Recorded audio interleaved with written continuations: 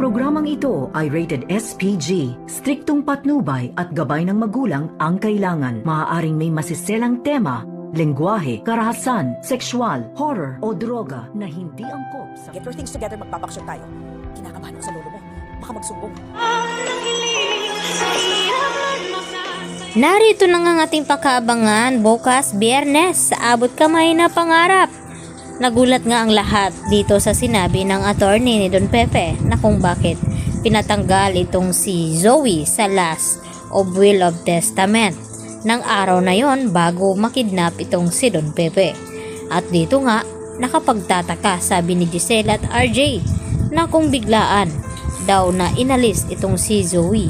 Sigurado daw itong si RJ at Giselle na may matinding dahilan itong si Don Pepe na kung bakit hindi isinama itong si Zoe sa last will of testament ni Don Pepe.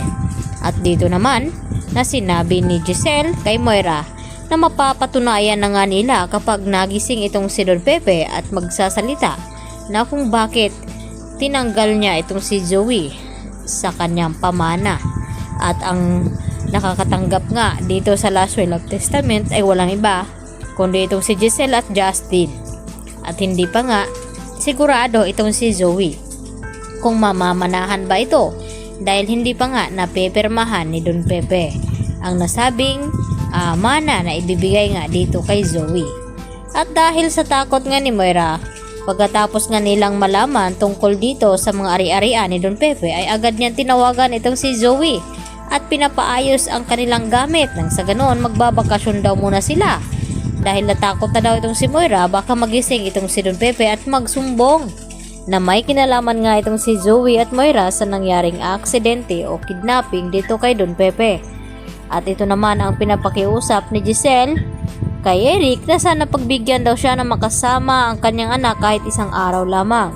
At dito na sumagot itong si Eric kay Giselle na alam daw niya ang sagot sa kanyang tanong dahil nga matindi pa rin ang tampo at galit ni Justin dito sa kanyang ina na si Giselle at hindi naman niya ito mapipilit dahil nga sa ginawa ni Giselle noon na nagawa niyang ipamigay at ipaampo ng kanyang sariling anak.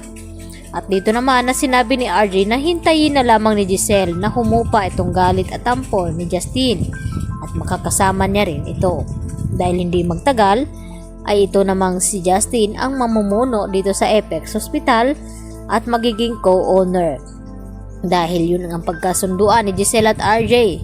Samantala, gusto na nga bumalik ni Lynette dito sa bahay nila ni Carlos nang sa ganon ay harapin na nga ni Lynette ang kanyang trauma upang magiging matapang siya at hindi na siya matatakutin. Kaya agad naman na pinagbigyan ni Carlos itong si Lynette. At dito nga na pumasok sila sa bahay ni Carlos. At dito naman na sinubukan na tanungin ni Carlos itong si Lynette kung sakaling siya daw ang magiging ina ni Zoe ay tatanggapin niya ba daw ito. At kung sakaling siya, Carlos ang maging ama ni Zoe, okay lang ba daw kay Lynette?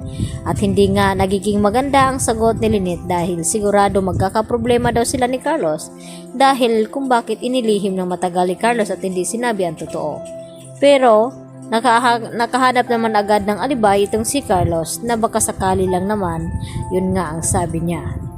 At dito rin na tuwang-tuwa na nag-uusap ang mga kaibigan ni Annalyn na ibinalita na nakakabalik na nga sa Apex Hospital itong si Nurse Karen at Nurse Evan at pinabalik daw sila dito ni Ma'am Giselle. At dito rin na nagbibiro itong si Doc Antonio na itong si Annalyn kailan ba daw ito babalik sa Apex. At sumagot naman itong si Doc Lendo na hindi raw pwede dahil ang gusto ni Doc Lendo na makakasama niya itong si Annalyn sa Sturge Hospital. Subalit mas pipiliin ni Annalyn manatili sa Apex dahil gusto niyang personal na maalagaan itong kanyang lolo hanggang sa gumaling.